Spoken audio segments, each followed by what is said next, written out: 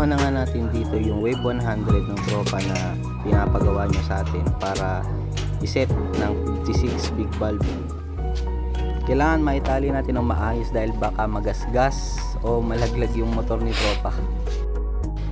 So mga boss, no, ito na yung pyesa na ikakabit natin dun sa Wave. Meron tayong 6.2 na cams, high speed na oil pump, adjustable cam gear, at bag spring.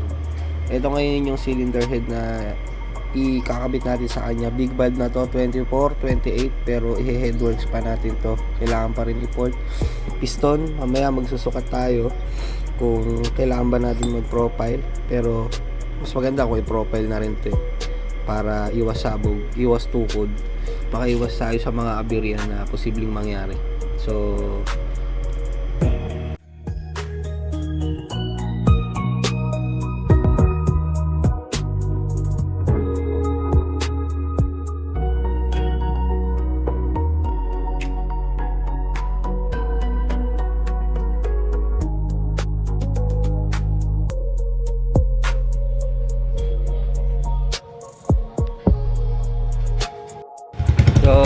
maandar na siya. Tapos na tayo, naka-idle rumble lang.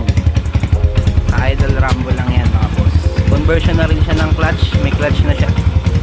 Yan. May clutch na siya. Yan mga boss. Basic set lang naman to.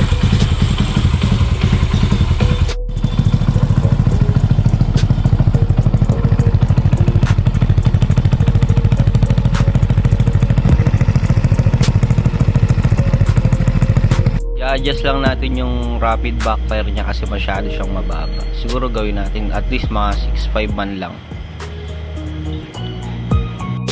Yan, i-adjust na natin yung idle rumble niya. Tapos nakalimit lang siya ng 8,000. Mababa lang. 1 to 5 lang yung ginawa natin na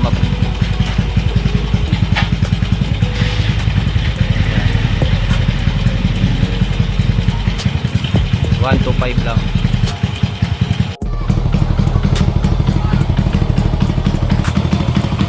Tapos na nga yung Wave at 4 release na siya. Pwede na natin ipakuha kay Bossy.